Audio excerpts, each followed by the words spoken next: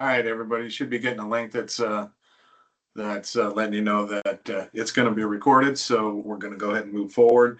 First of all, we want to just thank everybody for taking the time to attend the second quarter National Training Fund webinar. We're going to have good communication and good discussions. Just a reminder to be respectful and please mute your microphone when not speaking. When you are speaking, please state your name. And at any time, you can add questions to the chat as well. And then we'll get to the questions in the chat depending on what specialist or if it's for Owens or anything like that. And I will let them know that you have a question. A quick overview of our agenda today. We're going to have a department update from our executive director, Mr. James Owens. We do have two guest speakers. We have Mr. Brad Peirce. He's the outreach specialist for Local 25, the Labor Management Education Committee. And then Mr. Aaron McDonald. He's the apprenticeship coordinator from Local 75. After that, we're going to jump in with Mr. Jason Corder. He's our certification manager. And he's going to be talking about the IECP, WCP, and the ICB exam. And then probably a pretty lengthy discussion regarding the routing sheets for the WCP. I'm not sure if Tannehill is going to be on today or not, but if he is, he's going to be talking about the new CSSC courses that are going to be held in Michigan. I will be discussing mass timber and pre-apprenticeships, and then Mr. Clint Knowlton, national harmonization of some safety courses, new federal apprenticeship grants, Canadian weld supervisor versus the weld inspector training. And then after that, we're going to have Mr. Bart Collart. He's going to give us some LMS updates, bolting practices for IW, and language additions. Okay, we'll have Q&A after that. Just a reminder that Mr. John Woodard and Anna Martin are going to have a meeting right after ours. It's going to be about 30 minutes, and they're going to be discussing grant readiness for 2026. So if you do have the time, please stick around so that you can listen to what they have to say. I think it's going to be engaging, and I think it's definitely going to be relatable to what our guest speakers are going to be talking about today. So it's pretty exciting stuff. With that, James, I'm going to turn the floor over to you and for your department update. All right. Thank you, Mr. Rafter. I appreciate that. Yeah. Hey, happy Father's Day to everybody. I hope you guys all had a good weekend and were able to, either be celebrated as a father or celebrate your father. So, hopefully that day went well for you. I just want you guys to remember that we created these webinars to be kind of more of an open dialogue. So as we're giving reports, we try to keep these things at an hour, but if we can get into an engaging conversation, you guys should feel free to have a voice here. I really wanted this when we started these to be a space where we could kind of just all keep up to date with each other and actually have an open dialogue. So please feel free to take advantage of that. I don't have a lot here. I want to cruise through my stuff because we got a lot of stuff on the docket, and these guys got some really good content. So a couple things, the annual training program's coming up. Most of the classes are filled. We didn't have to cancel anything, for those of you who jumped in and helped us out with a couple of those courses to make sure that those were filled up. I appreciate you. Everything should be good there. One thing that I wanted to make you guys aware of is we're transitioning things a little bit this year at the annual training program. Registrations will only be on Sunday. We will not be doing registrations on Saturday and Sunday like we have in the past. You will still be able to check in your rooms on Saturday. All of the stuff will still be there. Everything will be the same, but we won't have that room set up for registrations. So the only time that we're going to have registrations open is all day Sunday, and then Monday morning over at the where we have lunch and stuff, just for kind of the last minuters, and if you have some troubles. So just be aware of that. If you show up on Saturday and the whole thing's not going on, don't be freaking out. Another thing that I wanted to let you guys know is we put together a team. I don't know if you've heard of this BlackRock Foundation money that's coming out, but the workforce development funds across the country are just absolutely insane right now, both from our state and federal government, but also from private monies. So we're seeing a lot of like Google and Meta, and BlackRock and stuff just really starting to dump money into workforce development. So we're going after $1 million. We partner with Greg Schultz down there in Texas. They've got like, I don't know, an insane amount of data centers. BlackRock wants to focus on Texas. So we're going to see if we can't pick up $1 million to do a little pilot program in Texas and, help them folks down there with pre-apprenticeship workforce development. And if we do get that money, it's kind of going to open the gates for us to be able to do some more national reach stuff later. So we'll keep you guys posted how that works. If we do get awarded, it will be the first grant that we've been awarded since I've been here. So that'll be super cool. So keep your fingers crossed for me. I'd really like a win on this one. Part of the work that we're going to be doing, Bart will be talking about it, is LMS expansion. So we're going to be taking our LMS as we do all these translations and stuff, kind of expanding, who can use it and how they can use it. We'll talk a little bit more about that. But if you are not using the LMS system, please ask yourself why, and let's try to address those scenarios. If it's Wi-Fi, if it's, connectivity or something, maybe we can find some grant funding or some monies to help you upgrade that so that the LMS will work. But as we move forward over the next 5 years or so, we're really going to be moving away from physical media and moving into a digital learning space. So I just want you all to start preparing for that and kind of thinking about that, how we can make those transitions over the next few years. The apprenticeship competition is going good. We're excited. It's in DC. I've been seeing your guys' competitor emails come in. We got a pretty good list already. I think we're kind of ready to rock and roll. I talked to Local 5. I had a meeting with them last week. They're ready for their training center and getting everything rocking and rolling. We've got the hotels all dialed in. Kendall Martin, the district council president, has a really nice dinner planned for us, and it should be just an awesome event. So I'm super stoked, just kind of, being my first time in this position. And it is a crazy year. I remember Lee Worley told me last year, he goes, just remember every 10 years, the annual training program, the apprenticeship competition, and the convention all align in the same year, and that's going to be your first year on the job. So it's like, shit. So anyway, it's been a pretty crazy year so far, but dude, I'm having a blast, man. I'm glad I'm here, and I'm just so excited to work with all you guys. And with that, I will turn it over to Rafter to jump around. All right. Well, thank you, Mr. Owens. Does anybody have any quick questions for James? I did see in the chat there was one question regarding is it all day? What time is registration? Does it start at 8? Yeah, it'll start at the same time. I think it starts at the same time, 7 or 8 o'clock, and it'll run all day long. So yeah, it'll be the full boat. Perfect. If anybody has any questions for Mr. Owens, please unmute and ask. Okay, seeing none, I am going to turn the floor over to Mr. Brad Peirce from Local 25. He's the outreach specialist. He's got a presentation for you guys. Appreciate you jumping on, Brad. And I think that I did look at your PowerPoint, and I think it's going to be a positive for all the attendees. Perfect. Can everybody hear me? Yep. I guess. Okay, perfect. All right, so I guess I'll start with introductions. My name is Brad Peirce. I'm with Local 25. I've been a member for 14 years now. Been in my current capacity for 3.5 years as the outreach specialist. And this fund really got started with the intention of growth, right? We all see it all over the news around the country that trade shortages, all these data centers, battery plants, whatnot. So yeah, I'll get into it. So we started this to intentionally recruit, right? Local 25 about 4 years ago had about 180 apprentices.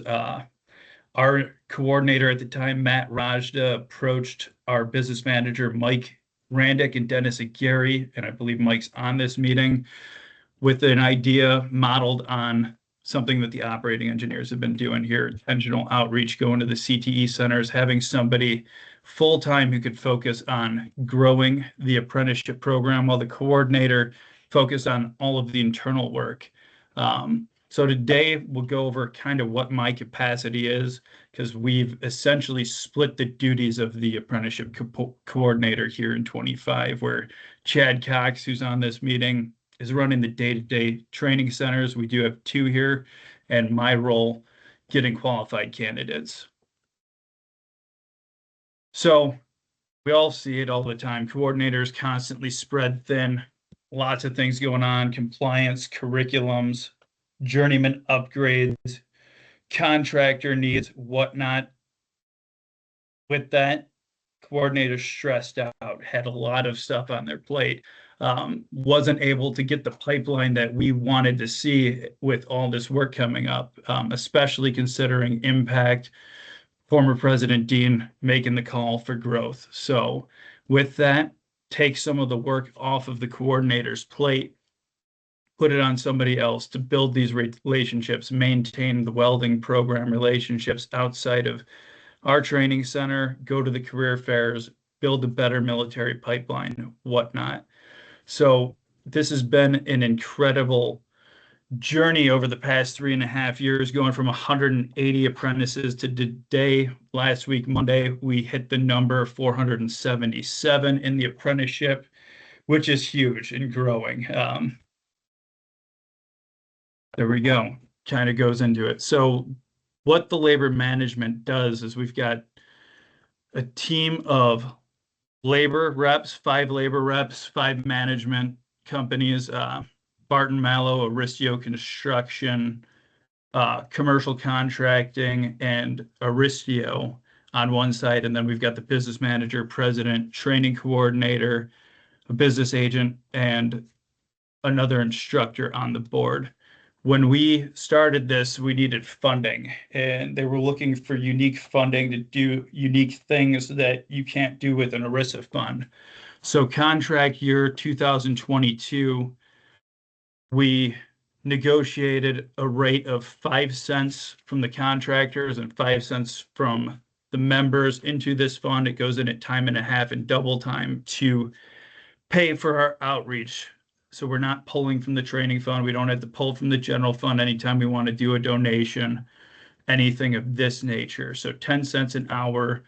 We're a 3.7 million man-hour local, so it's got some significant funding.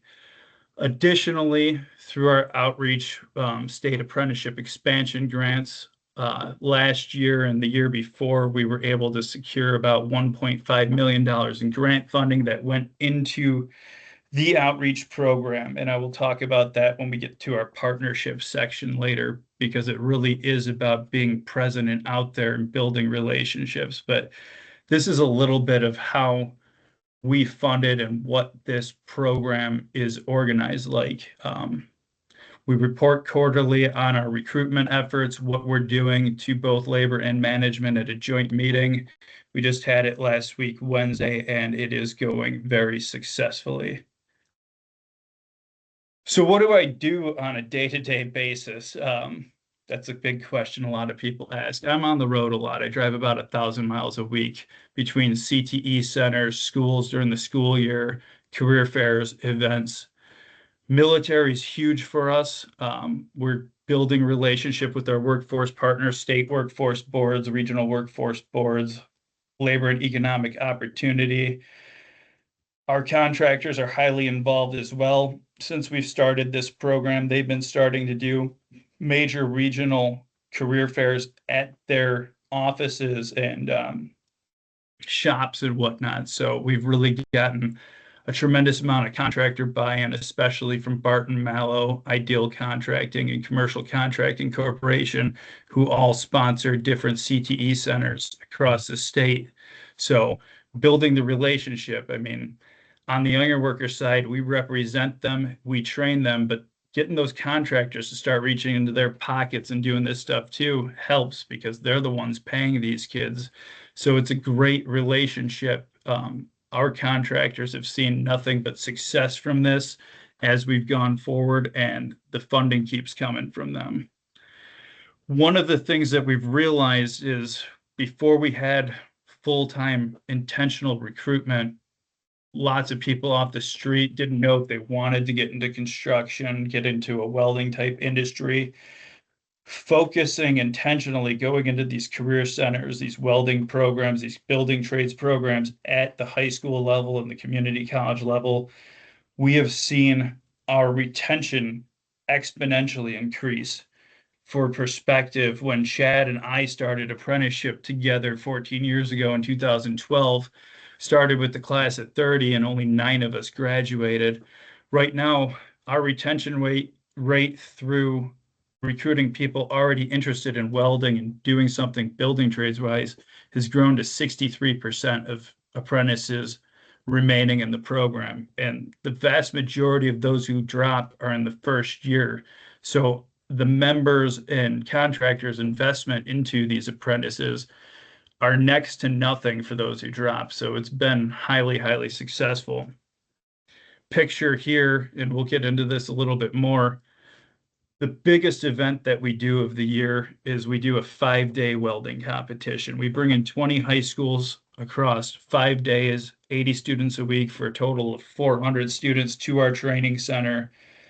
And it's one of the most amazing things that we partake in. We get the kids climbing columns. We get them tying rebar when they're not in the booths. They get into the booths. We run our welding competition just like we do at a district council level. It's the same rules, same everything format-wise. And getting 80 kids a day in there is quite awesome. They don't realize what opportunities they have. If we're not there present showing them that, hey, we exist, they can't even know to choose us. So over these past 3 years, we've seen exponential growth in kids who already know how to weld, can walk right into our apprenticeship, and within a couple months already get their D1.1 certs and then be on to flux core, stainless, etc. It is incredible. So partnerships, and that's the big thing I learned about coming into this role, coming out of the field into doing intentional recruitment. I thought I was going to be an iron worker and just do everything myself, and it was going to change the world. But partnerships are really the key to our success. We can't do it alone. Building relationships with the National Guard, building relationship with welding pre-apprenticeship programs that we don't put on, like the Women Who Weld program.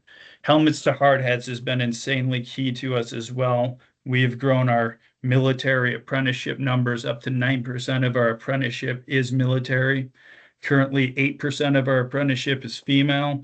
We've got 19% is minorities. So we are growing in diversity as we go out and find people intentionally.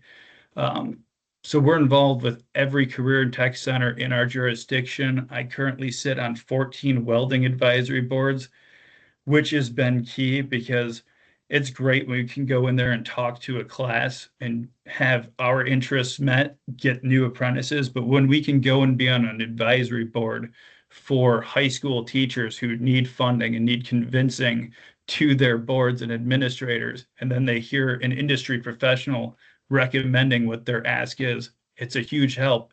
When we help these teachers get what they need, they're not afraid to send their students to us because we're there constantly. Patience, presence, and persistence has paid off multiple times for us by being there, even when it's not going to directly have a return on us immediately. With the power of partnerships, I am not a grant writer. When we got that $1.5 million grant a couple years ago, it was because we have shown up at the table to all of these different events, and MUST, which is the management and union serving together, it's a contractor organization that runs our drug testing, and the AFL-CIO's Workforce Development Institute in Michigan approached us and said, we see your good work. We want to reward you and help with the growth. So they basically gave us $3,000 for every apprentice that we registered in the program that year, which was awesome. Being there, showing up, you never know what you're going to get out of it in the end. There are people who have money and they want to give it away and they want to see young people succeed. And who better to get it than us? It has been absolutely incredible in that regard. And I am partially helping James and Jason work on the grant for the International Training Fund. I'm also working on separate BlackRock grants with those two partners here in Michigan as well, specifically to try and build pre-apprenticeships across the building trades. The way we run our pre-apprenticeships up here in Michigan is on a collaboration model. We run it so Everybody gets the MC3, and we present as the building trades apprenticeship programs to find the ones interested in our programs. So instead of just an ironworker only pre-apprenticeship. So high school welding competition, 5 days, 400 students, 20 schools max right now. We're in talks of expanding this. This event costs my board, my committee, about $70,000 a year to run. This past year, I got over $35,000 of support from contractors, so we're not pulling it all from this fund. And it is just incredible. Every day of the week, we give away direct entry, full ride scholarships into the apprenticeship program with their tool belts and everything. This past year, we had parents come and watch this as well, and getting the parents involved, having them see the training center, see that we're something legit, not a fly-by-night ABC training center, but a multi-thousand square foot facility with 2-story building, conveyor program, etc., was incredible. We had a kid whose mom started crying when he won the first place prize one day, and he's set to start his apprenticeship next month when we run our 3rd week of apprentices this year. So it does work. It is highly successful. We're working with 549 right now. I know they just modeled a welding competition over there in Wheeling, West Virginia, right off of ours on a smaller scale. One day, but it was highly successful for them. They got about 9 applicants when I talked to Stephen last on that. Being at these recruitment events, showing up, it's where the relationships are built. So if you can see this picture, I want you to take notice. This is our governor of the state of Michigan wearing a full-on structural tool belt, right? She is a huge fan of the ironworkers. She shows up when we ask her to. She came through the largest apprenticeship career fair I'm the treasurer of. It's called the Michigan Construction Career Days. We hosted at the operating engineers. We had 5,000 students come across to all of the building trades with hands-on, and she tries on stuff. She gets out there as well, but it's there where we're recognized by the state for what we're doing. This helps get grant funding. This helps to support our Helmets to Hard Hats program. Me and my colleague Lee Graham over at Operating Engineers 324 and a couple other training coordinators have been working with the state of Michigan Congress, where we now have a fully funded state representative for Helmets to Hard Hats who only covers Michigan, bringing veterans into the trades. So being there, showing up, getting these politicians to come to our events helps tremendously to grow our apprenticeship, because they don't know what we need unless we talk to them, right? So being there daily, day in and day out, seeing them at all the different events helps tremendously. And here's just a few lists of what we do. So because of our work with the National Guard, we're able to come every month. We have a first formation where privates come back from their basic training. We're the only building trade in the state invited to it. We do sponsorships for all the different welding competitions across the state, Skills USA, the American Welding Society.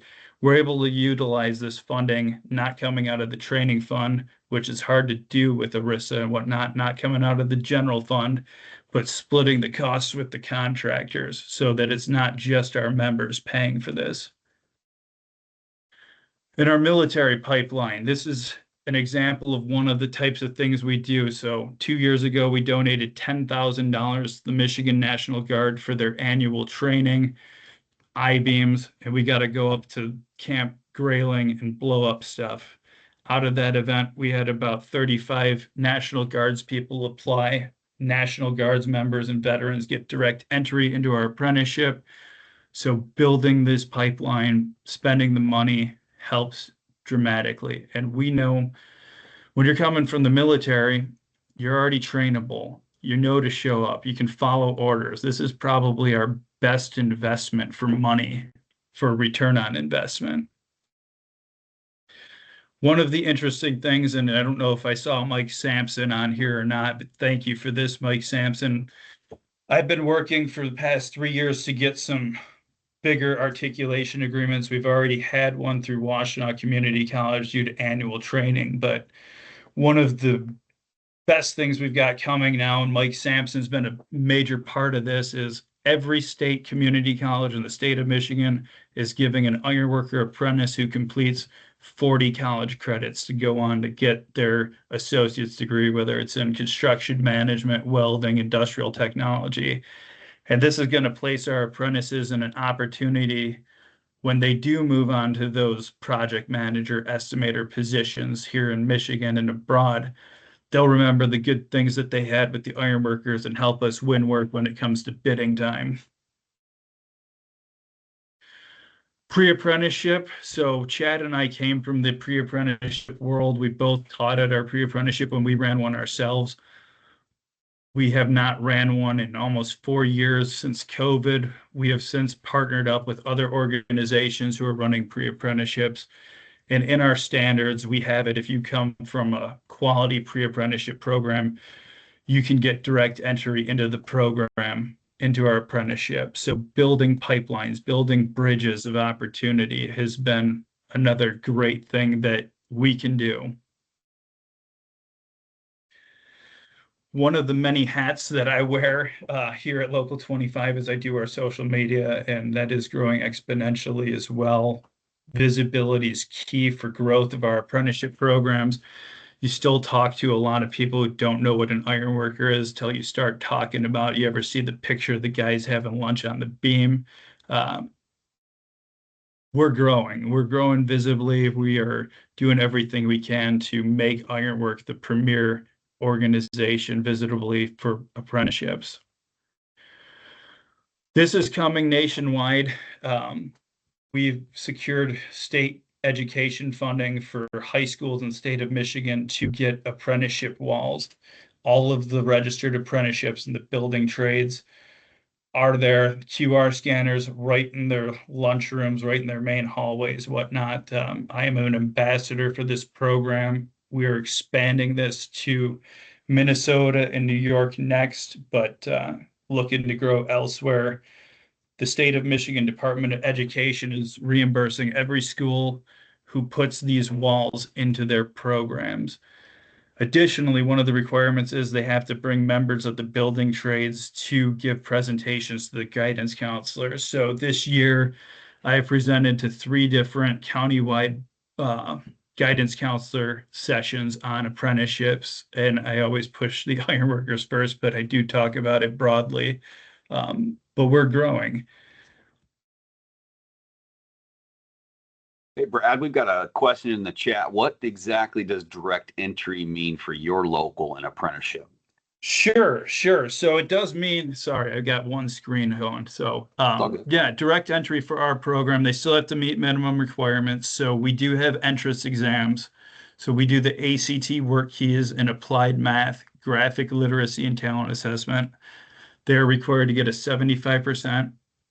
We do require a high school diploma or GED and a valid driver's license and drug-free. One of the big things in Michigan, our number one customers are the auto industry for General Motors and Chrysler or Stellantis. They, in spite of Michigan legalizing marijuana recreationally, they still follow federal guidelines, and being that we do all the industrial maintenance in them, we can't afford to have marijuana in the system. So you meet those minimum requirements, you'll get into the next class that we have coming, which we're running between 5 and 8 cohorts a year right now. So that's between 125 and 200 apprentices a year starting.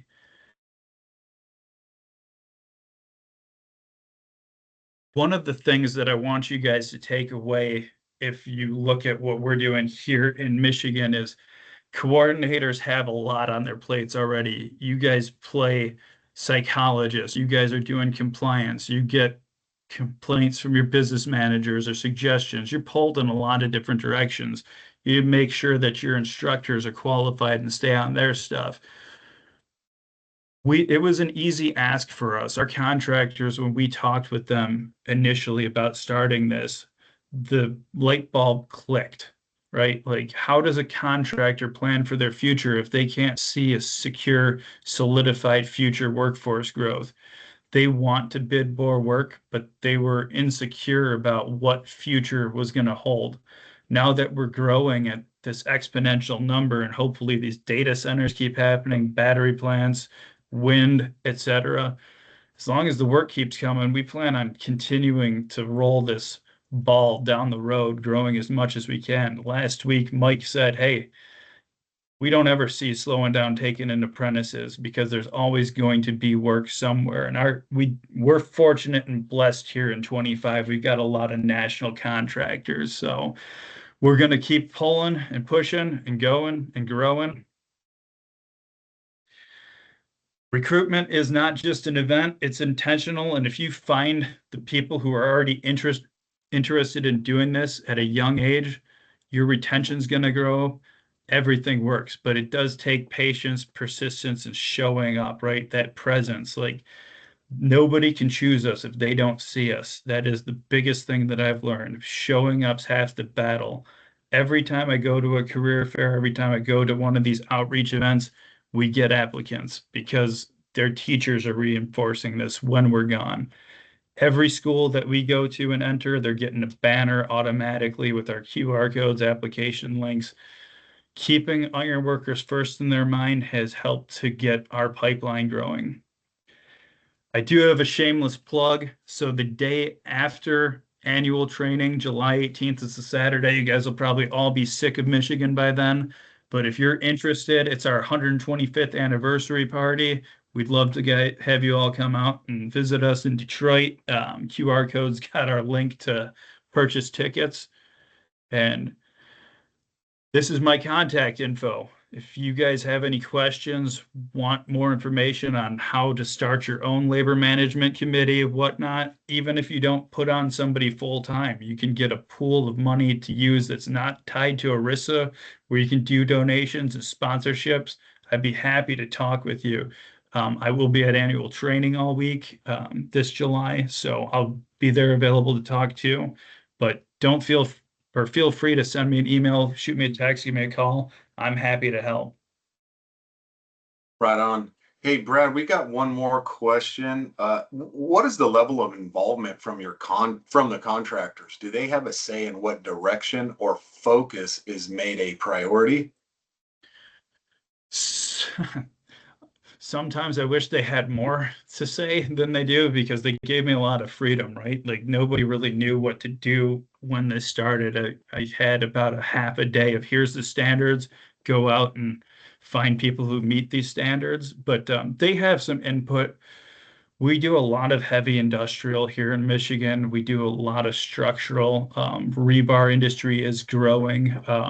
We don't do a lot of ornamental, although that's growing as we're building more skyscrapers. Basically, what they want, their message is go out and find kids who can show up on time, stay off their phone, interested in building something, and they'll take care of the rest, right? We'll teach them their technical skills at the training center, but the contractors are just looking for reliable kids.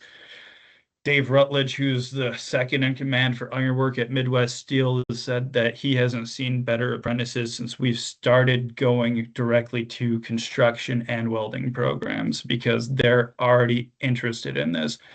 It's great. Like, I didn't come from a construction background. I'm a first generation tradesman, but going and finding those kids who are already interested in the trades has changed the attitude, right? Because they're excited to be there. It's not just a job.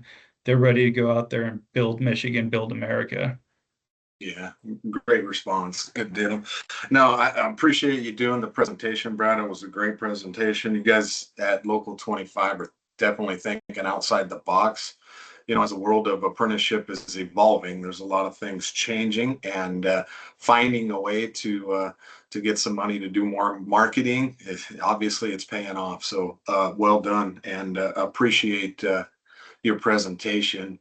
With that, I'm going to open it up real quick. Any questions for Mr. Peirce? I just want to say what you guys are seeing right here is the future of apprenticeship in America, you know, and just everywhere. So when you think about this, if you can't facilitate this at a local level, you can facilitate this at a district council level. These conversations need to be had. You need to be talking to your peers and the people that you work with on implementing some level of structure like this. When you talk about workforce development, pre-apprenticeship, grant funding utilization, this is the future of apprenticeship. And if you're not having these conversations, then we're missing boats, and we probably should all be discussing this in some capacity. I know that I'm discussing it with your leadership. Every time I go to these general executive council meetings, I'm hitting every district council president up and saying, hey, are you guys doing this? Is this what you're doing? Are you taking a look at these things? If not, pressure your coordinators and your instructor staff and your business managers to do so. So I highly urge every one of you to reach out to Brad and have a conversation about how you can do this. Talk to Chad, talk to Brad, and get their perspective. And even if it's just planting seeds, just start to plant those seeds, because this is where we're going. So yeah. Well said, James. Well said. Yeah, thanks again, Brad. Up next is going to be Mr. Aaron McDonald. He's the apprenticeship coordinator out of Local 75, and he's got a pretty good success story that I think he's going to discuss. Aaron, I'm going to turn the floor over to you. That sounds great. All right. Good morning, everybody. My name is Aaron McDonald, Local 75 apprenticeship coordinator. Going on my 28th year as an iron worker. About 20 some years down here in Arizona. Yeah, we just recently got a nice little grant. So it had to do with the CHIPS Act. It was about $50 billion investment in chips manufacturing, data centers, transportation for those said chips, packaging facilities for those chips. So we jumped on that. This has probably been about a 3 or 4 year process in total. So it wasn't like we just filled out the application and they're like, here you go.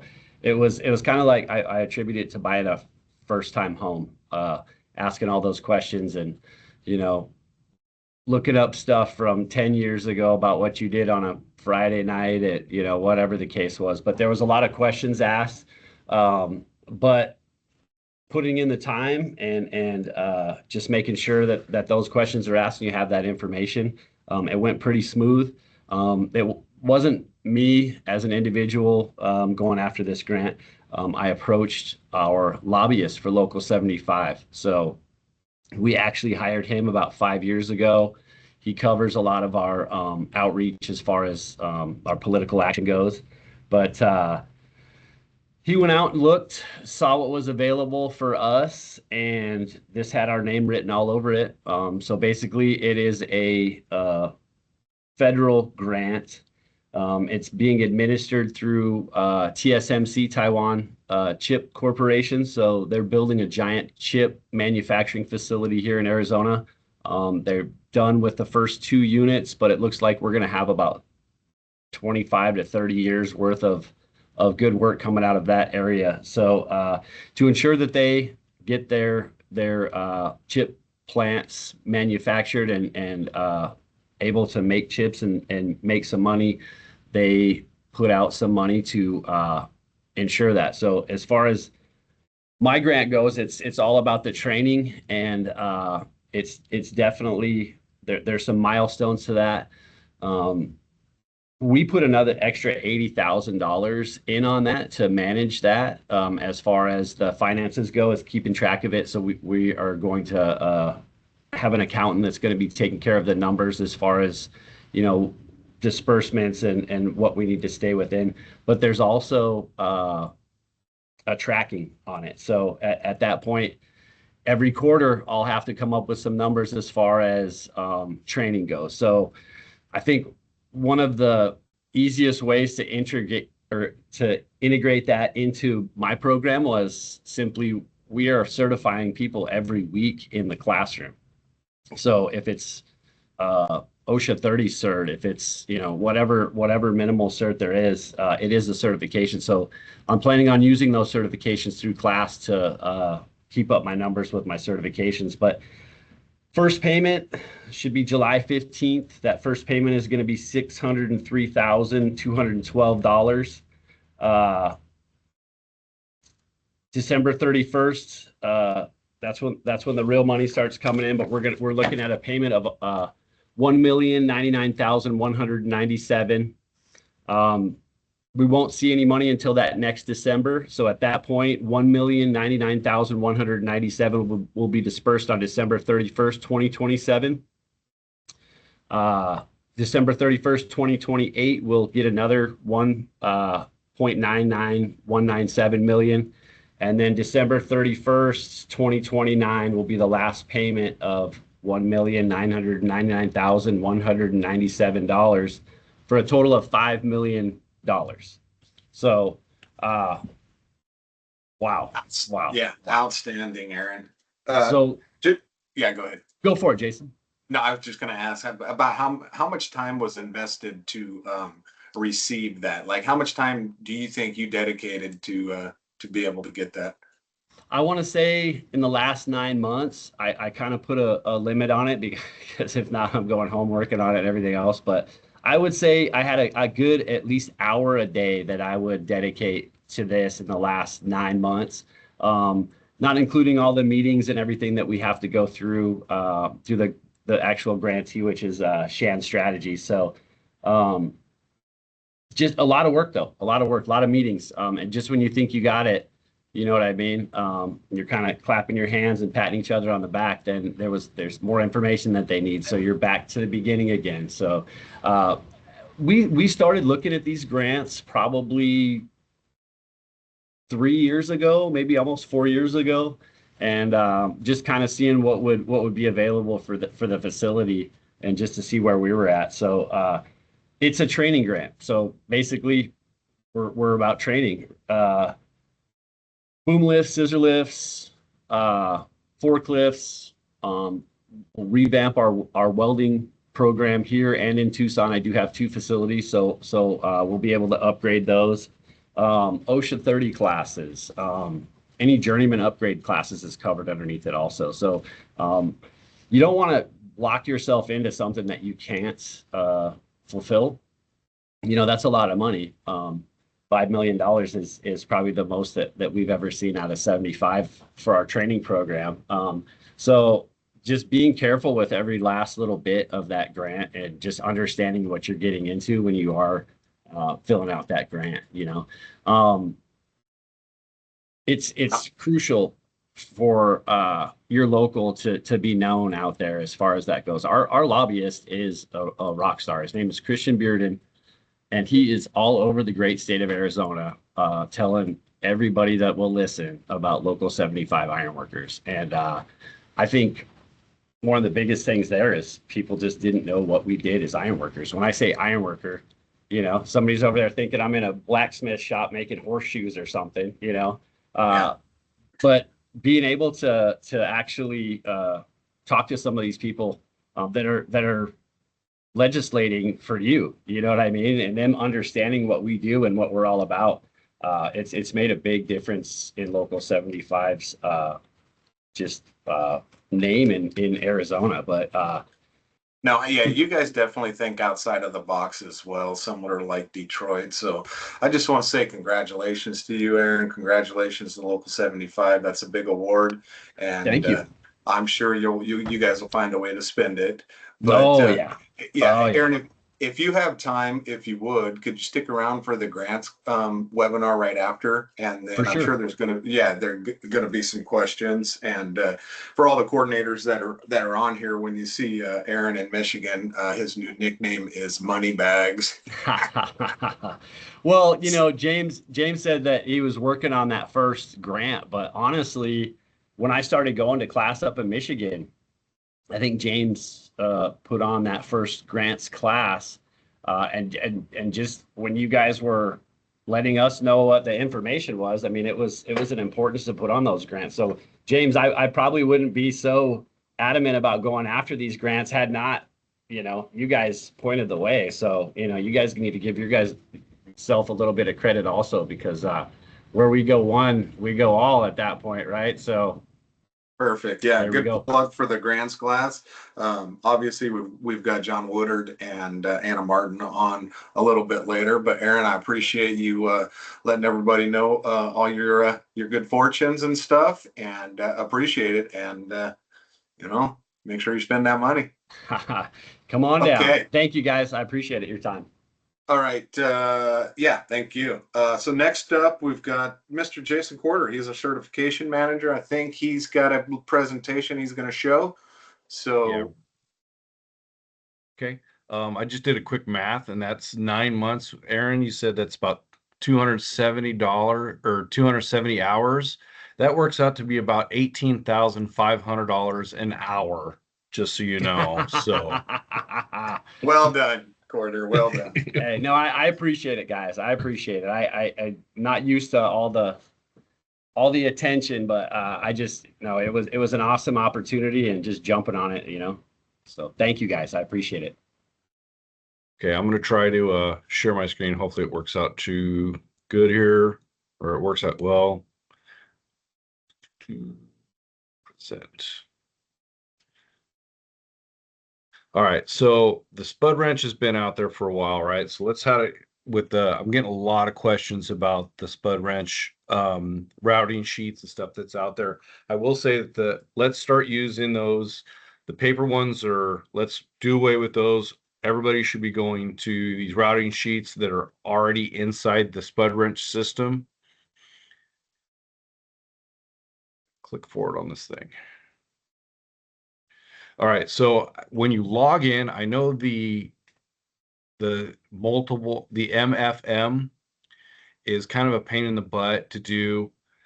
There's no way of getting around it. I always have an authenticator app, so it makes it way easier for me to log into these different programs than it is to try to send the email and wait for the email to come, make sure it doesn't go in the junk box and stuff like that. So let's say you've got it, you logged in, and you wanted to do a new certification. Mike King says, hey, Jason Quarters here, he's going to do a new certification. So what you do is you go right into this area right here, and this is the welding program, right? So it's looking into it. And then he's just going to type in my book number. It's 1255860. It's going to put it in there. And when that comes up, it's going to show my name in there. It's going to be anybody in your system. It's going to go across all platforms. Once you do it, Mike will click on my name, and then it'll come up all my information in here. Then he's going to have to go to this action button. And this is kind of weird, and I've asked IT to find an easier step to do it, but this is the way they set it up. So you'll have to go for that action button. You're going to get these two drop downs, list test results or list certifications. So you're going to list test results.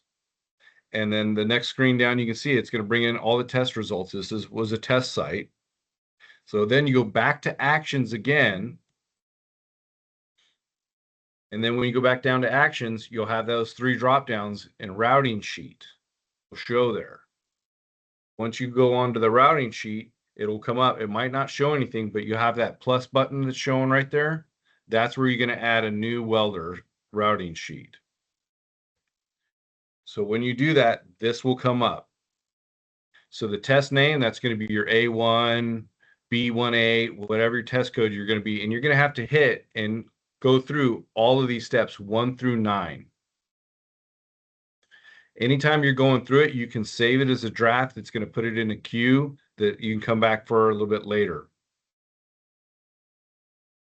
Some of the questions I got, what is the test ID number? The test ID number is going to be whatever your test number is on your log. However you're logging it in your weld shop, that's what you're going to put there. Your consumables, put what your consumable in there. So this is going to be an A1 test, so it's going to be E7018. And then I just put the dash. Do you guys see my screen? Okay, some people just text me saying that they don't see my screen. Yeah, I see it. You're up. Yeah, I can see it though too, Quarter. You're good. Okay, and then green. So if you are color coding your consumables, and I always put those in there too. So you're going to use E7018 dash green as just a random whatever I put in there. Your base metal, it's going to be A36, 6" by 1", and it's going to be your blue, so it's easy to run back through. And down at the bottom, the M and P numbers, a lot of people don't start really understanding what that is. That's coming from your B2.1. So you're going to have to look at your material you're using and figure out what that is. I know that A36 is an M1 material. If you're using different materials like a stainless to mild steel, you'd have to figure out those M numbers and put those in there. A P number is what the Navy uses. So, but we're looking for the M numbers, generally what we're going to use with American Welding Society. When you're doing this, at this top, right here it says signature of welder.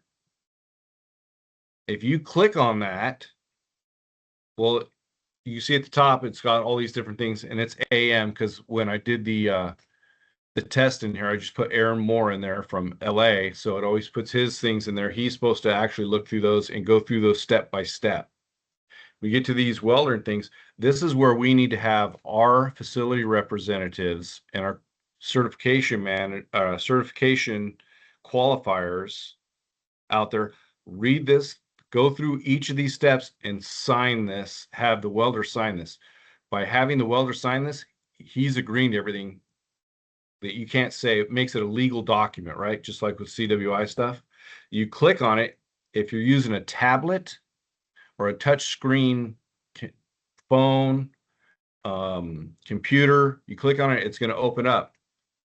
Have this, the CWI or the welder, just sign it right on the screen and then submit it.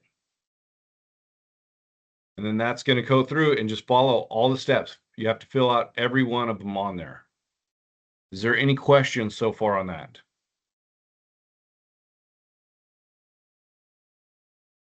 I do not see anything. I got a question. Okay, here we go. State your name, please. Oh, Yeah, Mark Bono, level 424. So I wanted to clarify something, that this is in correlation with the WPQ1 certifications, right? Yes.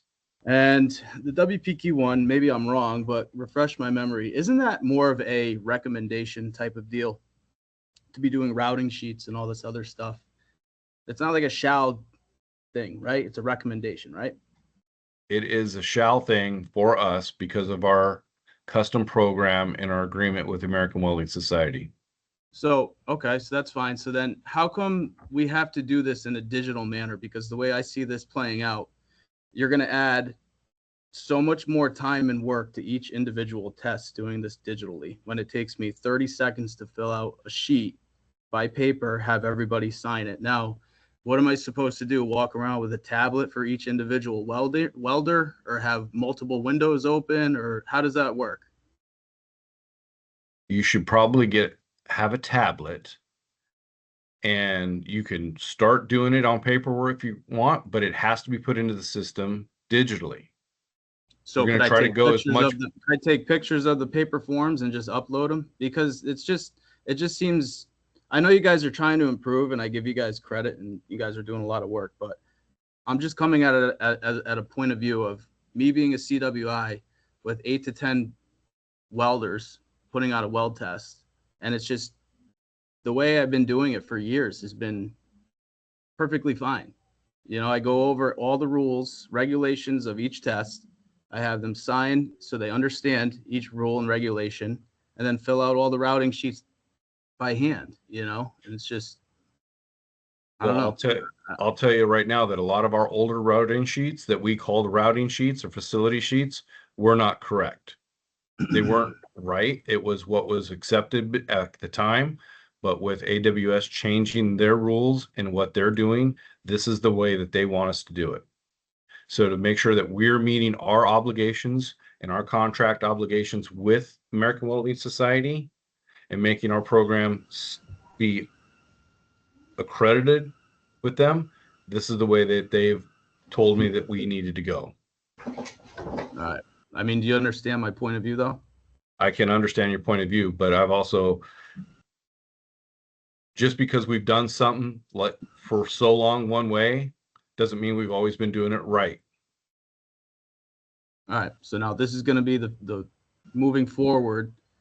Every weld test put on at this point moving forward has to be done with this routing sheet on the WCP, correct? Yes. And it's also going to, the thing about it is it's going to store it digitally. So it's going to be less and less paperwork that you have to do. All right. Continue on. Thank you.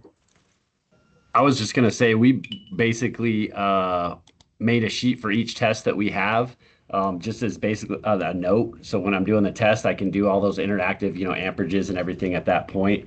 And then that sheet will be entered digitally. So we still have the paper as far as doing the test and being interactive with that test, because it is a lot more, well, a little bit more now as far as, filling out the paperwork. But we came up with our own sheets, and then we can enter those sheets digitally, and then it conforms with the international. So far so good.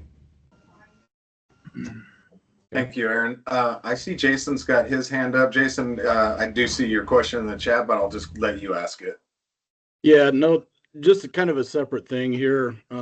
Mark, to your point, I kind of had some similar concerns as far as just changing the flow of how we conduct the test on a daily basis with a large group of students. Last Thursday and Friday, we ended up certifying 13 of our first year apprentices. 9 of them ended up being in one day. And once you get into the routing sheets in a digital format, it actually goes very smooth. So what we would do is just chunk the guys out into groups of 3, go over the rules, the procedures of the test with those 3 gentlemen, and then load up all their information, type in their book number, like Mr. Quarter was saying, have them sign off on those rules portions of everything, and then you turn them loose into the test, right? And then you're going through and you're verifying amperage on machines, stuff like that, just the same. So we actually ended up doing 9 on Friday using the new routing sheets, and it's one of those things, the more you do it, the easier it gets, and getting back into them isn't quite as strenuous of a task as what you may think. It's just gonna look like a little bit of a different flow for you guys here coming out of the gates. But in all reality, I was thinking the same things, and then once I got into it, everything worked really good. It's just gonna look a little bit different. That's all. Awesome. Thanks Thanks for the feedback. Yep. Chad Cox, do you have a question? Yeah. And with the tablet, Jason, did you notice any difference between like an Android or an Apple? Which one works better with it, or similar? No, they should both work very Okay. similar with that. And then as far as like the current paper files, like, do we just let the 5-year kind of run out on those, and everything will be digital from here on out then? I'm hoping so. Okay. And then one last question. I just submitted one this morning, and I did not put the rod lot number or the base metal lot color on there. Can I go back and edit it, or is it done? It's done. Okay. Okay, so once the routing sheet's been submitted, it's complete once it's sent. Jay? Yeah. And if there's any questions with it, you should get an email response with it. I'll make sure I talk to the office staff about that. Everything that we're doing is because we need to be audited by AWS. The same thing is the auditors come out to your facility and audit you guys every 3 years. AWS has to come out and audit our program and how we do things. And if we're not meeting our obligations by contract and with our custom program, and I need to make sure that says a custom program ATF with it, is because there's things in that QC 47 that we don't have to do because it's written out of our contract.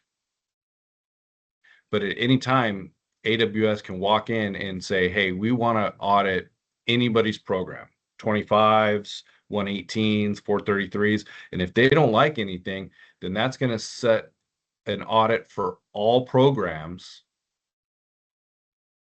So they'll go through and they will want to have us pay, either us or you as a local, pay an auditor third party to come in and audit your books to make sure that you're doing what you should be doing as an ATF. And if they don't like it, then they'll just say, hey, you're not an ATF anymore. You can't grant certifications out of this program anymore through the American Welding Society. Now, I'll tell you, that's probably just the inspector to come out there as a third party is going to cost you about $15,000. Because that guy gets paid from the time he walks out his door to the time he walks back in his door and any time in between that. I've seen it. I've dealt with a lot of other companies and people, and there's a lot of CWIs that's how they make their money is they go audit places and they don't like that we do internal audits. Thank you, Jason. Yeah, no, I know we're running a little bit over on time already, guys, but I do appreciate you getting on. I think that we've had a lot of good discussion. Jason, was your question, Jason Willie, your question in the chat, what do you want to, actually, I'm just going to read it, Jay, sorry. What do you want to see in regards to paper files for audit purposes? Test facility worksheet, WPQR. So I think what he's asking is that routing sheet, right? It's 6 pages and we have that digital storage file. Do you want the copy of the WPQR and the routing sheet? No. No, Okay, because so it's all going to be all rolled into one. So that welder's file will be all rolled into one. So eventually you won't have to keep any type of paperwork. You won't have to print anything out. Everything will be digital. Perfect. So it'll be easy to go through all that stuff. Yep. No, that sounds great. And Mark, to that point, I mean, that cleans up a lot of time on the back end as well. So there's just, at the end of it, it was probably like a 3-minute process, putting the information in the tablet, having the guy sign off on everything, enter the information, hit submit, and then your paperwork's done. So you don't have to worry about creating individual file folders for all these guys and then storing them in the file cabinets for another 5 years. You're going to like it, man. It'll be good. No, Thanks, that's fine. thanks, guys. I got to figure out the best way to do it. That's all. Appreciate it. We're here to help you, Mark. I got you. Okay, Thank you. Any other questions? Because I want to make sure I'm hitting on a couple other things here. Nope. Okay. So welder continuity on the member portal. For some reason, I don't think a lot of members know this. I know a lot of locals you guys are doing your own members continuity, and they're also sending in their own continuity through the email address. But one way to do it is if you can direct our members to go to the Ironworkers website into that member login right there. Does anybody use that right now? Does anybody know about it? See, a lot of people don't know about it for however reason. Jason, you're not we don't see your screen. We just see you. Really? I think you need to. I see it. I see a screen. Up I on got the a screen. I see your screen. Okay. Okay. Some people are saying they see it. Some people are saying they don't. So if you only got after one that member, screen, it could be hidden. If you only got one screen, it could be just you don't have it highlighted up. But okay, yeah, I only have the one screen. So the member login, when you do this, if you don't have an account, have your members set up an account. So I already have mine in here. It's going to probably ask you for an authenticator code as well. So, or an email. So it's just the way that IT has everything set up. So we're doing this. When you click in on, it brings up your information. All the members can see this. They can change their profile picture. They can change their address, their phone number, all this stuff down there. You see on the left-hand side, it's got all this different information in there. You can look at their certifications. They can look at their payments, their dues payments, see where they're at with that. But since we're talking to continuity, you scroll down and it'll show member certifications. So down on here, like again, this one's test. You can see down here at the bottom, it shows renew. So if I want to renew my A1A, I can click on that button and do it from your phone or a computer. When you bring it up, this page will pop up. Put in your effective date, your expiration date, local. I got my stuff blacked out over there because it was actually showing some of my real stuff there. Some other information that you can change. Down towards at the bottom of it, you want to be able to put in those continuity out things. up to 3 different continuities in there, and you want to make sure that you're keeping your image trying to keep it under 5 megabytes from your phone. Using JPEGs or PNG works the best, and it works everywhere. And take a photo straight on with good lighting, hopefully vertically on there. And you want to make sure that you're always pressing that submit button. And that's how the members, and that's the fastest way it gets into the WCP program for the girls in the office to go through there and approve that continuity. That takes a burden off of you guys at the local having to do it, and these guys sending emails out, and then they have issues coming back. So that's the end of that. Does anybody have any questions on that? I don't see any, Jason. Okay. A couple other things I want to touch on is when you guys are doing the ICP and WCP audits and stuff like that, make sure you're using the versions in there. It's V1.5-26. If you don't have that, ask your training specialist, email me, tell me you need it, and I'll try to get in there and give it to you. On the free safety culture app, you're only allowed 5 templates. So after you get the new template in there, go ahead and archive those old ones. So you always have that newer one in there. And then please, when you're done doing your self audits, before you submit them and put them in, please don't close them out and don't complete them. Just email me or Aaron, say, hey, here it is. And make sure you're tagging your training specialist in your area. Hey, it's complete, please review it. So then I can get it and look at it. I can put my signature on there, and then I can close it out. And then Aaron will download it and put it into a program. Any questions on that? No questions in chat.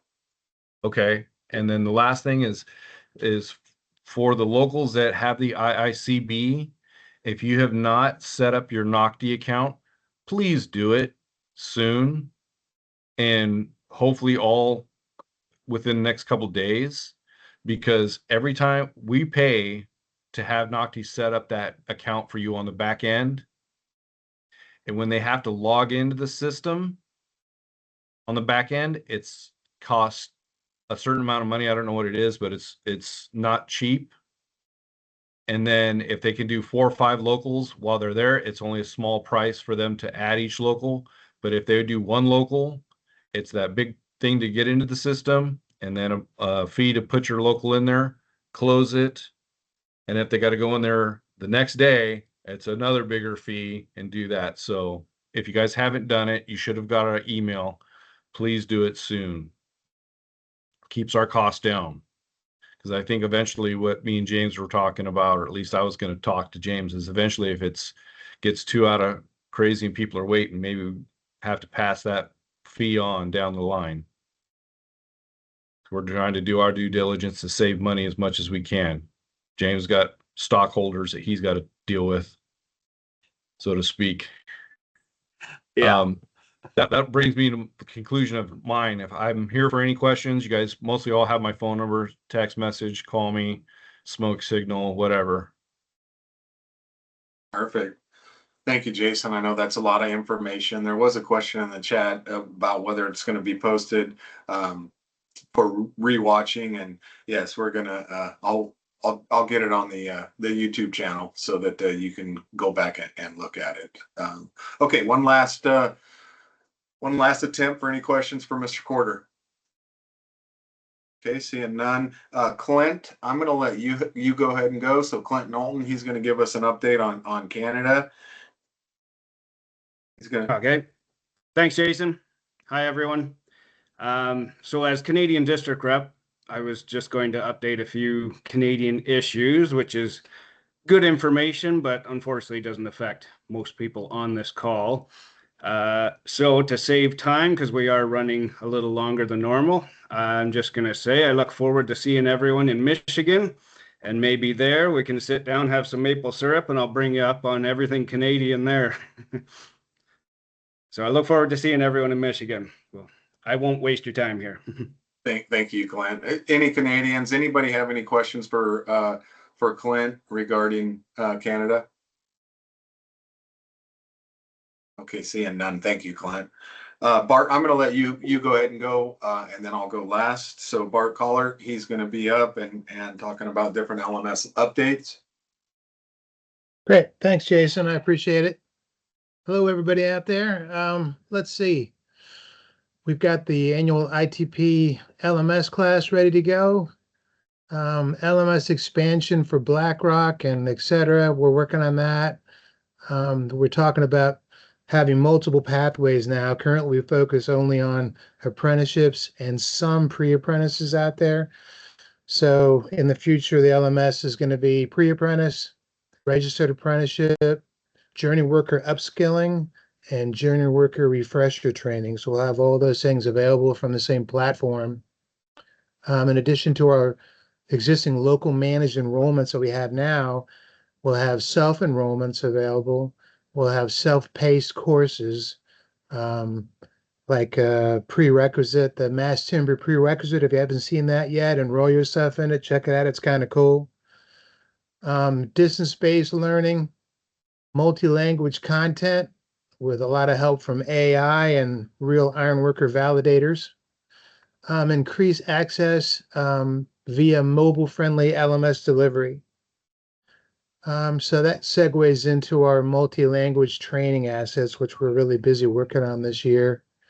The first courses that will include Spanish across all the assets, including reference manuals, class presentations, and the online exercises, which includes the assignment sheets and the tests online. The first two will be ready this summer. It'll be Welding 1 and Orientation. And welding's already ready, I just haven't published it yet. And then we've got a phase 2 at the end of the year. We plan on having reinforcing concrete and structural steel also available in bilingual content. And then phase 1 for 2027, we're looking at rigging and cranes. Now that schedule may go faster if we get more funding and things and win some grants, but that's kind of what we're looking at right now. We're also looking at releasing the LMS Next Gen user interface, which we've talked about before. We hope to unleash that this summer. It's an overall updated look and feel. It's more mobile, user friendly. What users have is My Dashboard, where you see all your enrollments, is now called My Learning. And the 3 administrator icons that the administrators use is now just 1. So it's a little easier to use. It's got an enhanced enrollment widget, which is great for students. Right now, our enrollments only go like halfway down the screen. The new one, they go all the way down the screen. They're more dense. You can see more at one time. And to top it off, there's a search function now for students so they can search for the specific course that they need to take, which is great. Besides a visual upgrade, all functionality remains the same. So it's not going to be a heavy lift moving to this new system. It's not really a new system. It's just a kind of a theme upgrade, if you can imagine that. So that's what I'm told. I've played with it. It's pretty cool. We're almost ready to turn that on. And we'll probably release it for the annual instructor training program. And we'll have information for all the coordinators out there for you to look at so you know how to use it. And then besides that is the instructor resources catalog. We're hoping to make that a self-enrollment thing instead of right now, if you throw an instructor into your local instructor group, they automatically inherit all the instructor resources that are out there, whether or not they teach rigging or cranes, they get everything. And so what we prefer is that we'll have all the instructor resources available in a library that only instructors can see, and then they can go out and choose whichever ones they choose to have on their plate. So we're working towards that as well. So it's a very busy time right now. We've got lots of stuff going on, but I know a lot of you are using the system, and we appreciate that. If you have ever any kind of recommendations for us, or tell us what you like and what you don't like, please let us know. Contact me at klmssupport@iwintl.org is the best way, and we'll get back to you. there's any questions, let us know. If not, I'll let you go. Right on. Thanks, Bart. And one other thing regarding the LMS, the Subpart R training package has been revised and it is open and available on the LMS. So moving forward, please check that out. And if you got any feedback, send it to me and Bart, and we'll take a look at it so that we can modify it if needed. But yeah, Subpart R, there's a new training package out on the LMS. Any questions for Mr. Collart? Okay, I don't see anything in the chat, Bart, so thank you very much. So, okay, so I'm up. So I'm going to talk about hybrid mass timber and the pre-apprenticeship. Hybrid mass timber is becoming more and more popular, and we have hybrid mass timber mock-ups for facilities for purchase. I know certain geographical areas it's starting to get pretty hot where there's quite a bit of work that's going on. Just a reminder, Faust Fab, they created a catalog with 5 different options for mass timber mock-ups. If you need the catalog, let me know. I can get it to you. Currently across the United States, the ironworkers have 47 mock-ups at different JATCs. We've got 83 trainers and over 700 members trained.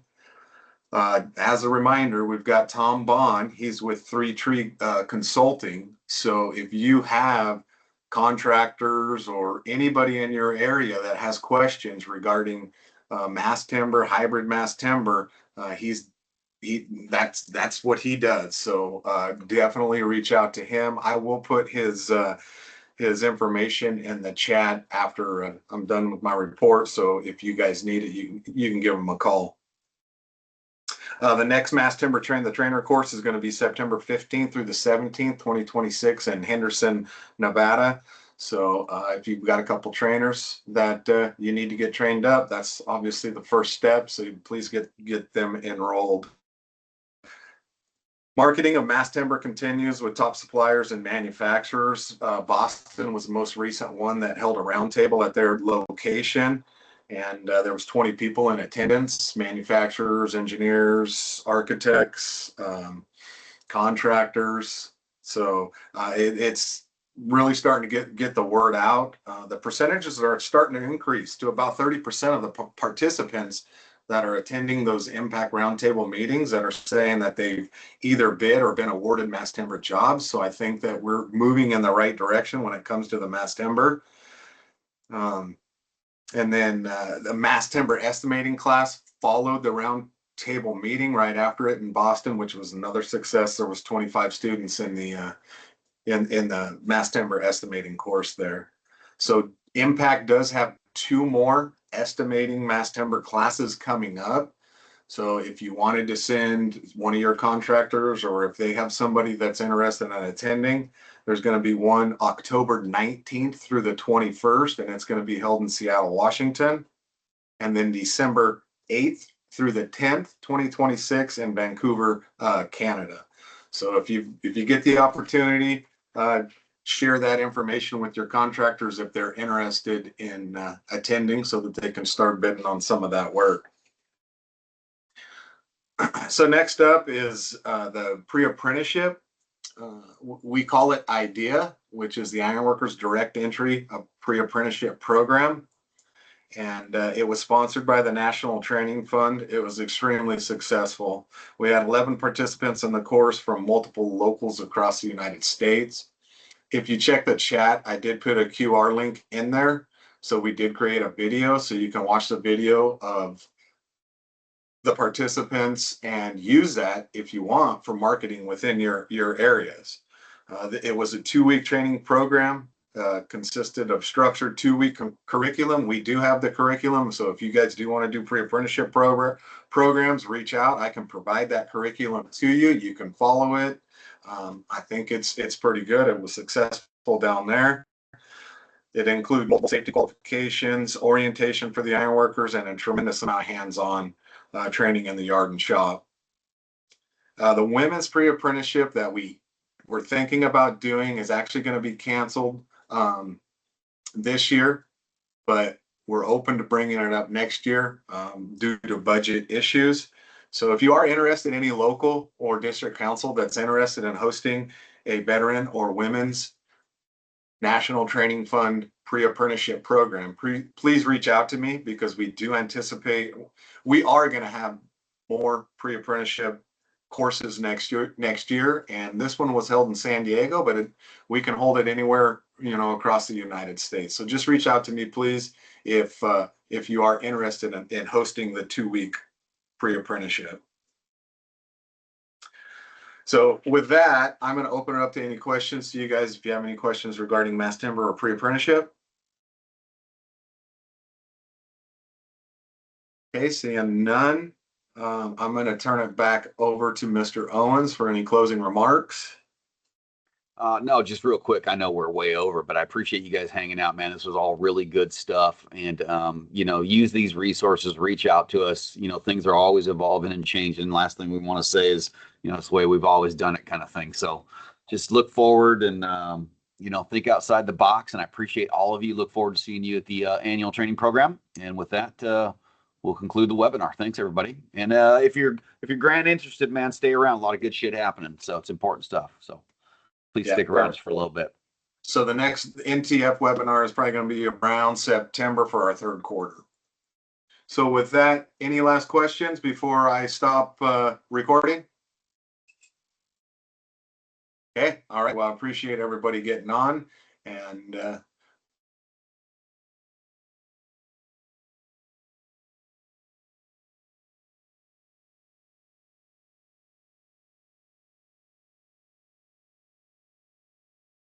I think it stopped. Yeah, it stopped. You're good. We go to grants. Okay.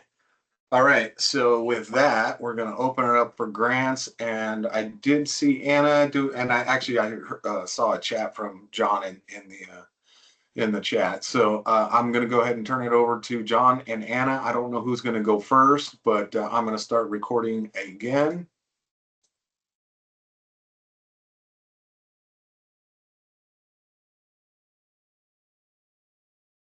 Okay. All right. Good to go. Just checking if everybody can hear me. Yep. All right. So thank you, Mr. Rafter, and thanks for everybody for sticking around to hear a few things about the AC5 grant course that myself and Anna Martin were going to be teaching at national training this year. It's good that we have the opportunity to touch on all these issues, during the webinar to catch some of you folks that are going to be, that are going after grants or doing grants. I'll go ahead and have Anna introduce herself, and we'll jump into a few things here coming up. We'll do some poll questions. We'll do an AC5 grants course overview. We'll talk about grant readiness. We'll talk about the benefits of the AC5 grant course. And then we'll discuss some other things about federal policy in this new administration and how that affects at least the federal grants. So I'll go ahead and turn it over to Anna here. Good morning, everybody, good morning on the West Coast. First of all, I want to say great job to Brad and Aaron if they're still on here. If not, and them, tell them I said great job. My name is Anna Martin. I am the outreach instructor for Local 29. I write grants, and I started the pre-apprenticeship program inside the prison systems here in Oregon. So with that being said, I don't see a whole lot of faces, but for the faces I can see, can I see a show of hands of those of you that have received a grant before? Okay, Mr. Owens, thank you. All right, and then anybody that's currently utilizing a grant at their facility? No? Okay. Joe's got one. Do you have one? One. All right. And then does anybody have a grant in the back of their mind that they're thinking about applying for but aren't quite sure how to get going? Okay. All right. Well, they're out there. All right, John, it's all you, buddy. For a second. Thanks, Anna. All right. So this AC5 grants course, it's obviously, probably mostly for people that are, trying to get grants. Maybe they haven't gotten grants, or it's been a while. They've gotten grants before through their local or through their apprenticeship. But also, I think it's really important that we have folks in the class that have gotten grants and are doing things that are unique to their area. Just like when Aaron came on, he's talking about the success with the CHIPS Act grants. As soon as you said, that you start talking about all that, the amount of money and the amount of, work that you have through TSMC, and I've been down there. I go through Arizona maybe a couple times a year, and I see that TSMC plant off to the left, and it's just a massive facility in several stages. So, having that work and the ability to go after that money, it's a multi-year process for things like that. But some of the shorter term grants through organizations, through your city, through your state, and whatnot, those are a little bit more accessible and short term and annual or less than that. But let's go ahead and talk about I'll go through a quick overview that what we're going to be offering at the 5-day AC5 grants class, which is typically it's 2 hours. It's in the afternoon. We're gonna start from like Unit 1 is Grants 101. So if you don't know anything or you know something and you have to fill in the gaps about maybe what you don't know, it'll explain that. We'll talk about the types and styles of grants, such as federal, state, city, contracted training contracts, and the structure of those. We'll then on Tuesday in Unit 3, we'll go ahead and we'll jump into where to find grants, key websites, group forums, community partners, interacting with our fellow ironworker locals and training programs. And then Unit 4, we're heading to applying for a grant, getting to the mechanics of that. And then Unit 5, we talk about assisting the underserved, how, that's a big component in getting grants is, the underrepresented folks and underserved folks getting funding for those sort of programs. Understanding grant contracts and documents, that's Unit 6. We get into the nuts and bolts of that. Unit 7, congressional directed spending. So special type of grant that comes through the U.S. Senate, through your senator. Those usually come annually, and we could have a lot to talk about. Alaska has received 2 and has 1 in the pipeline. So there's definitely some other locals that have gotten them previous to Alaska, and we'll go ahead and discuss that. Then Unit 8 is we'll talk about grant management, which is a big piece. It's not just writing grants; it's managing that project all the way through to the end and being successful in your grant closeout so you can get more grants. Unit 9 is about performance and retention data that you also have to keep track of while you're doing most of these grants. And then Unit 10 will discuss leveraging partnerships.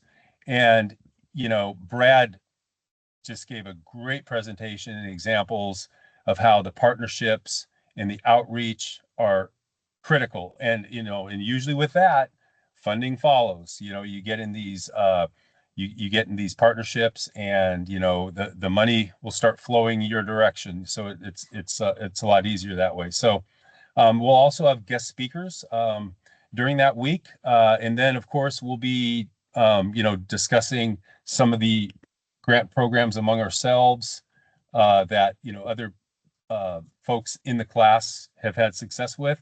So it's really exciting. You always come out learning something. I know I always do. Every time we have these classes, man, I learn so much about what's going on around the United States that that's unique to certain areas. So that said, I'll go ahead and hand it back off to Anna. Yeah, I see that Aaron has a question. Aaron? I was just raising my hand when you were asking about the grants. My bad. Oh, Gotcha. All right. Dan, did you have any questions or were you just clicking to click? All right. Okay, so any of you guys that are on the screen, are you enrolled for the grant class that's coming up? Okay. All right, so John sort of touched base on it, but there's different kinds of grants. There's a federal, state, local, and organizational. The federal ones are obviously a little bit more meaty, but it's worth noting that the money trickles down. So you might be getting a local grant, but did that come from a state? Did that come from federal? So it's worth noting that. And then these grants, they can fund registered apprenticeships. They can fund registered pre-apprenticeships. They can also help the journeyman, right? They can help pay for the journeyman upgrade classes. So these aren't just for apprentices. They're going to be helping all of your members. When you're writing these grants, do you want to be the full recipient or do you want to be a sub-recipient? If you're a sub-recipient, that kind of takes a little bit of weight off of your back. A little less paperwork and it puts together kind of a stronger proposal, right? If it's just, your JATC applying for it, or is it JATC and WorkSource? So that's worth keeping in mind. Let's see, I want to make sure I get everything. I have so much info to give you guys. I think that's it for right now. John? Hey, Anna, when it comes, you think that it's better to partner with the workforce development first and then try to be a sub of it. And the reason for that would be less paperwork and. Yeah, I mean, you've got less paperwork and I think that it makes for a stronger grant proposal. Because you're teaming up. Yeah. Yeah. Yeah. Thank you, Anna. John? Yes, yeah, and you touched on a really good point. The main primary recipient or sub-recipient question, that goes to, and that segues into making sure you have operational capacity, to do some of the great things that they're doing there in Detroit, or in Phoenix. There, man, it takes a team. Right. You have to be ready to spend that money in accordance with, if it's federal, in accordance with the federal rules, making sure that your budget is tight, making sure you have the admin staff you need on hand, or, it could fall all in, if you're smaller, fall all in the coordinator.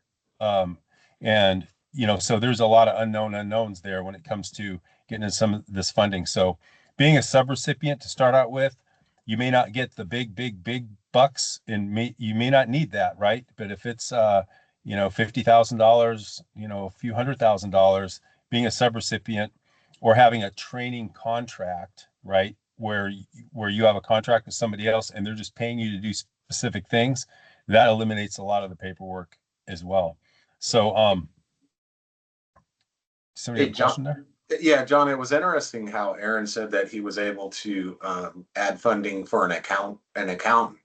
In your experience with all the grants that you've received and stuff, have you ever allotted money for an accountant, and do you think that that's a good idea? I mean, obviously his is a tremendous amount of money, so it makes sense to have an accountant for $5.2 million. But in your experience, have you ever used an accountant or anything like that for any other grants you've received? So obviously for funding at the level, $5 million, you definitely want to probably have an accountant that you're going to have paid for in it to be able to, because it's going to be audited. But in a congressionally directed spending grant that we received, we allocated amount of money in there for an auditor, because anything over $1 million in a federal grant, if you're a direct recipient, will be audited, right? So getting that auditor on staff, so it's not this surprise thing at the end, is definitely important.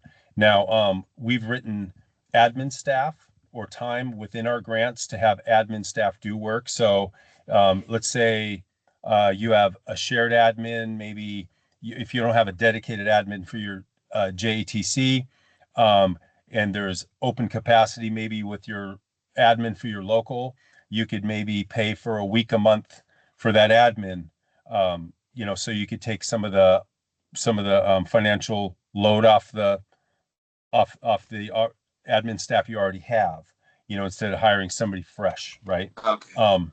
So in your experience, the threshold would probably be close to $1 million before maybe an auditor or accountant or something like that. I would say, having somebody with a lot of financial experience involved in the grant process is important anyway. But if you're getting over these certain thresholds where you're going to be audited, you want to make sure you have money in there, or that's going to fall back on your own budget. And so you don't want that. Sometimes you want to invest $10,000-$20,000 in that, thinking if you're going to get $1 million. But if you can write that into the bigger grant, you've already got that cost covered. So yeah, I think it's a really good idea if you're going after the bigger money to make sure you have somebody in there that's a financial professional. Okay, so Sure. John, there was a question in there. Are brick and mortar restrictions in place for most of the available grant funds, or are there dollars available for new training facilities? Some Owens did reply to it, but in your experience, when you're looking around, are there grants available for brick and mortar, changes to your facility to add to it or anything in your experience? So in my experience with Department of Labor grants, DOL grants typically do not fund, for the most part, expansion, training center expansion.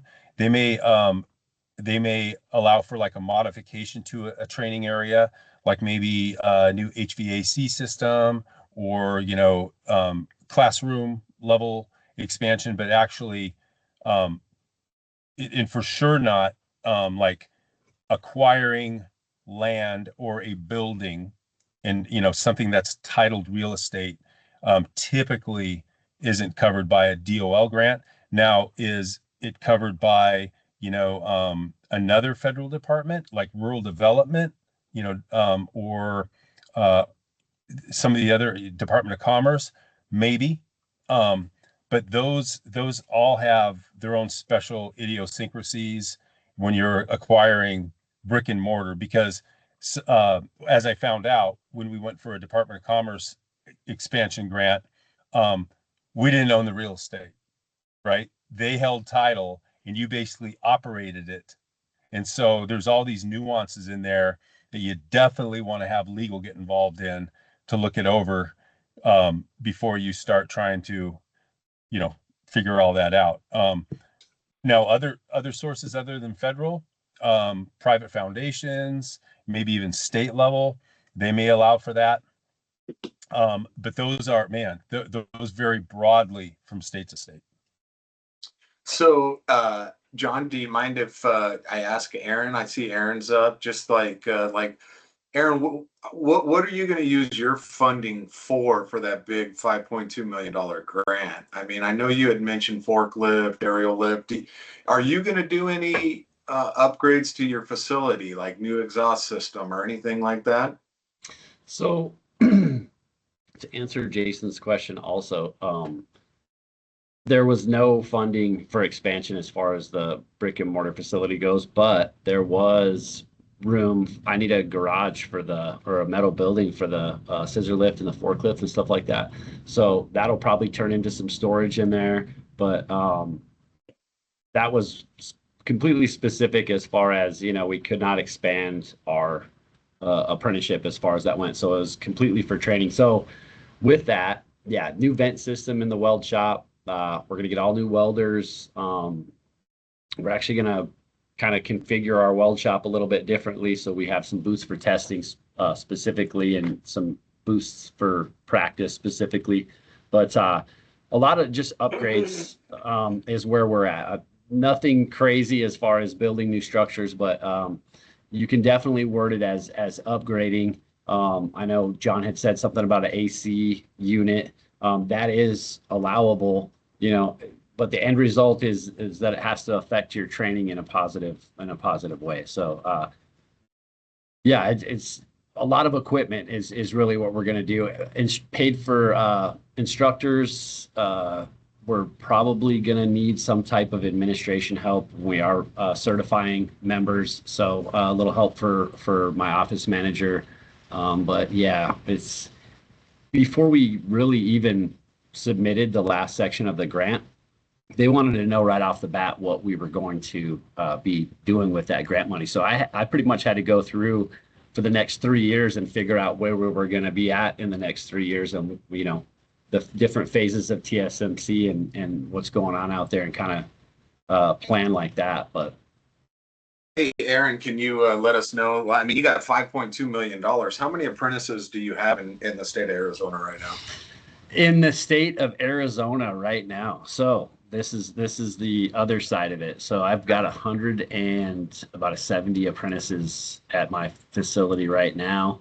Of those 170, I have about 130 working. So we're not that big. As far as journeyman goes, we're sitting at about 265 members. And we're sitting at about 18 probationary members. So definitely nothing crazy as far as the size of our local, but I think it's going to allow us to be a little more marketable when we're bringing people in. Also, you know, bring them into the new shop and stuff like that. So, okay, how many other trades received the grant? Was there other trades that received that money as well?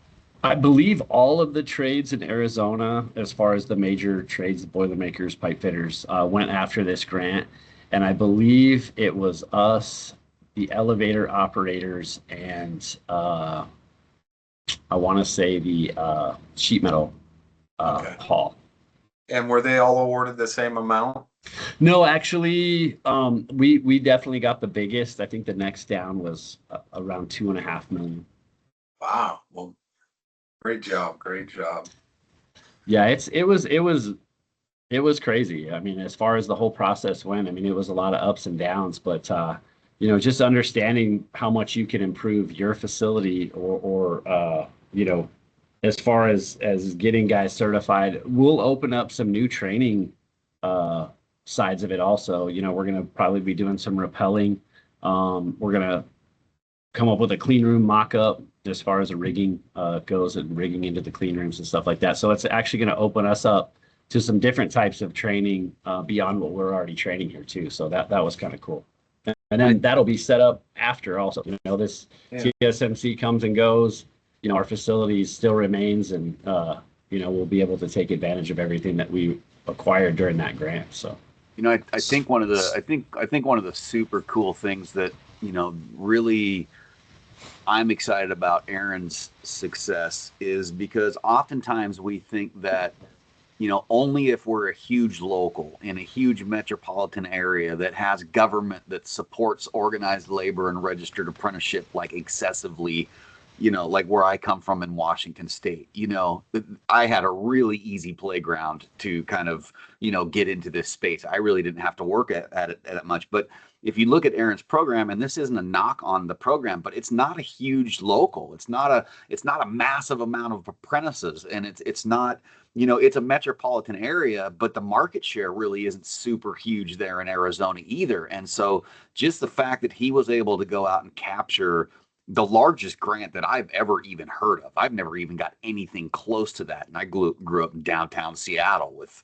you know, with 80% market share and, you know, 500 apprentices. And so I think that's just really the promising thing to me. So as you guys sit here and you listen to this, the 30 of you that are left, you really, if you're telling yourself, oh, well, I'm too small, I only take in 20 apprentices a year or whatever. No, that's an excuse, man. There's always a way that you can kind of leverage yourself into this space. And then sometimes it just takes partnerships and splitting up that, you know, commitment to that workforce development piece. Maybe you can't make the whole lift, but if you partner with other trades.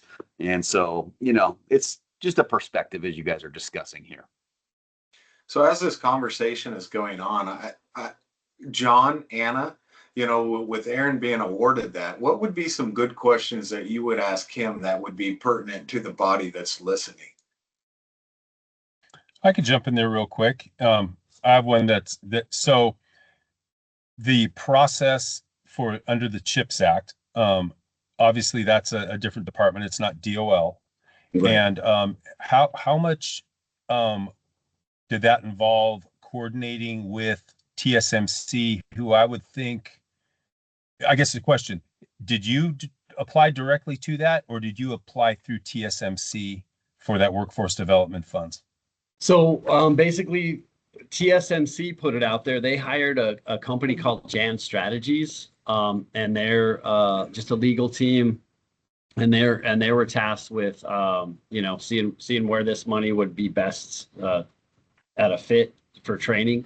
So Shan Strategies actually put out the application for the grant and reached out to all of the trades. I believe they reached out to multiple agencies also beyond the trades, but it was actually Shan Strategies who reached out to us. So TSMC hired them. Shan Strategies takes care of the rest of it. So TSMC pretty much just awards the money, and they kind of sit back and watch what happens. Great question. That's really John. helpful. Thank you. Yeah, great question. I think that was really key too, because Shan Strategies is not going to get paid what they're looking to get paid unless these grants are distributed to the proper places. So you know, they kind of had a little skin in the game also, as far as, you know, choosing who they were going to go out and approach, and then on top of that, kind of the foresight to say, hey, is this a good investment or not? But again, I would like to say, you know, our lobbyist was, you know, really key in reaching out to some of these people and talking to them. He's on the payroll at the hall. They pay him monthly, but that is his job, is to promote Local 75 and to look for these opportunities as far as these go.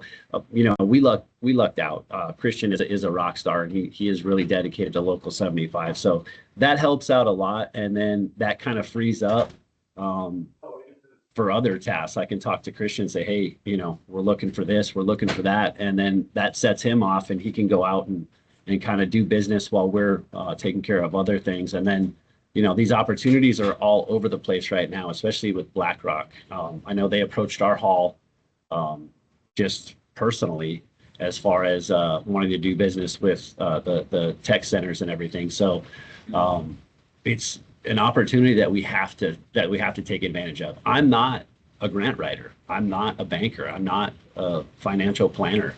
But just putting your mind to it that, you know, this is something that we can achieve, and then just working at it and not taking it as a huge chunk that I got this huge grant. I couldn't look at it like that, just simply for the fact that it would just kind of overwhelms me a little bit. You know what I mean? But just taking each little chunk as is, completing that, and then moving on to the next thing, and just being thorough in everything that we did with it was probably the biggest reason why we got the grant. Awesome. James, you have your hand up. Do you have a question? Yeah, no, I got a hard stop. I got to jump in another meeting in 10 minutes, but I just wanted to thank you guys for all being here and taking the time to do this. This is a really, really important conversation, and I hope that you guys all keep this going and continue this dialogue. And if there's anything that I or my team can do for you to help you, you know, progress down this road of going after and capturing these grants, please reach out to us. We'd love to do grant consultations and work with you, and just use these other guys as an example and a resource. So thank you, everybody. And we will be, like I said, making this all available to you guys later, so you can rewatch it again. So you guys have a great day. Thanks for the work you're doing. Thanks, James. Thank you, Anna, James. Anna, do you have a question that you might be able to ask Aaron that would be relevant for the body? Yeah, I'm curious, Aaron.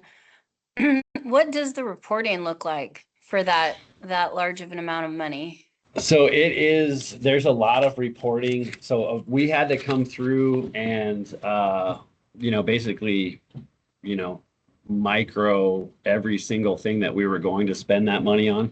So it's about every 3 months I will have to do an actual reporting, but they wanna track it about every month. So generally after 30 days they want to see what we're doing, and then after another 30 days they want to see what we're doing, and then at that point after that it's probably going to be about 15 times a year that they're going to be actually tracking this. Wow.